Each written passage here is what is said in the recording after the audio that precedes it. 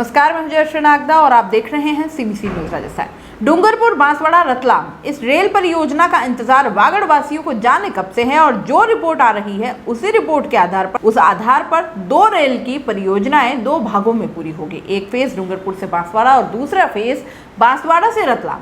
इसमें डूंगरपुर से बांसवाड़ा को पहले फेज में शामिल करने की पूरी संभावना है और 191.74 किलोमीटर की यह परियोजना 4,262 करोड़ रुपए की है। दो फेज में काम होने से परियोजना की लागत भी दो हिस्सों में बंटने से आधी रह जाएगी।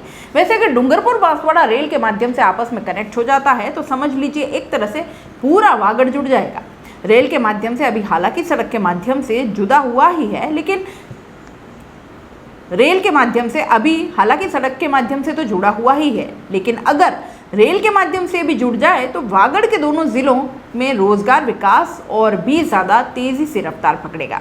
बांसवाड़ा के थर्मल प्लांट को भी कोयले की रैक आसानी से पहुंचना शुरू हो जाएगी। इससे रेलवे को मुनाफा होगा और इस मुनाफे को आधार मानते हुए सेकंड फेज में बांसवाड़ा को रतलाम से जोड़ा जा सकता है। अब परियोजना की लागत इसे दो फेज में ही पूरा करने में कम की जा सकती है। इस संभावना को बल इस बात से भी मिल रहा है कि मुख्यमंत्री अशोक गहलोत ने आदिवासियों को ट्रेन की सौगात देने के लिए इस परियोजना पर काम करने की मंशा रेलवे से जताई और इसी के तहत गत दिनों उत्तर पश्चिमी रेलवे के महाप्रबंधक आनंद प्रकाश ने रतलाम से बांसवाड़ा व डूंगरपुर तक परियोजना का भौतिक निरीक्षण किया। रेलवे के तकनीकी विशेषज्ञों की माने तो परियोजना की कुल लंबाई 191.74 किलोमीटर तथा लागत 4,262 करोड़ रुपए है, जबकि यह लागत 2017 की है। 2021 में इसका रिवाइज एस्टिमेट बनाते हैं तो पिछले 4 साल में 10% के हिसाब से 639 करोड़ रुपए की वृद्धि के बाद प्रोजेक्ट अब 4,901 करोड़ रुपए का पहुंच चुका है। सरकार एक साथ में इतनी बड़ी राशि प्रोजेक्ट पर खर्च नहीं कर सकती है और ऐसे में प्रोजेक्ट को दो हिस्सों में तोड़ा जाए तो लागत आधी यानी कि करीब 2500 करोड़ रुपए हो जाएगी। बांसवाड़ा के लोग इनके उद्योग धंधे ट्रेन कनेक्टिविटी मिलने से रफ्तार पकड़ लेंगे और रतलाम पहले से ही बांसवाड़ा से सड़क मार्ग से जुड़ा हुआ ही है।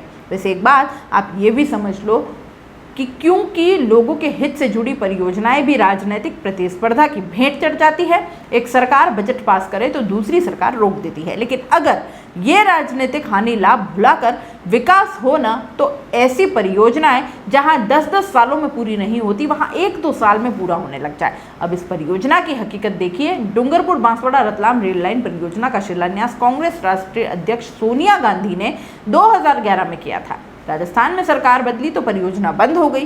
कांग्रेस सरकार फिर से सत्ता में आई तो परियोजनाएं शुरू हो गई।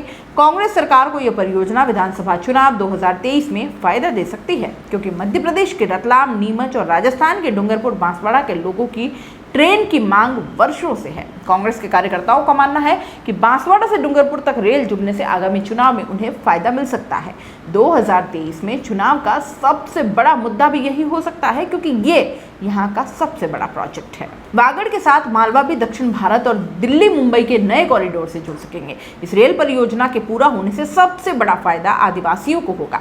मध्य प्रदेश के नीमच, रतलाम व राजस्थान के डूंगरपुर बांसवाड़ा के लाखों आदिवासियों को दिल्ली मुंबई कॉरिडोर का नया रास्ता मिलेगा।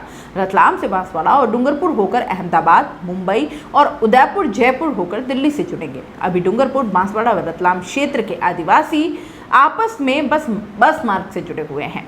डूंगरपुर बांसवाड़ा व रतलाम के आदिवासी लोग एक दूसरे के ज्यादा करीब हो जाएंगे तथा यहाँ के हस्तशिल्प, खनिज संपदा, व्यापार को बढ़ावा मिलने के साथ ही इससे जुड़े कारोबार और रोजगार की संभावना बढ़ेगी। कपड़ा, ऊर्जा उद्योग सहित अन्य इकाइयों की स्थापना में भी तेजी आएगी। नीचे कमेंट करके जरूर बताएं। अगर आप YouTube पर देख रहे हैं तो CBC न्यूज का चैनल सब्सक्राइब करिए, पास में दिख रहे बेल आइकन को भी दबाइए, ताकि जब भी हम आपके लिए कोई खबर, कोई जानकारी लेकर आए तो सबसे पहले आपके पास नोटिफिकेशन पहुंचे। अगर आप Facebook पर देख रहे हैं तो CBC न्यूज का पेज लाइक करिए। अगर आप Instagram पर देख रहे हैं तो आप हमें फॉलो कर सकते हैं।